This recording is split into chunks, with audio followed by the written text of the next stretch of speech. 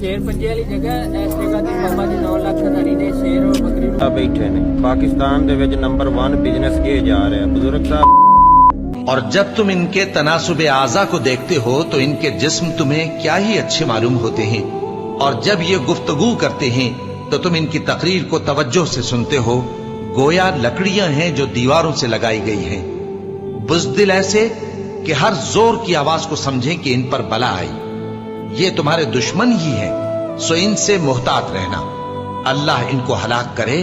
یہ کہاں بہکے پھرتے ہیں۔ اور جب ان سے کہا جائے کہ آؤ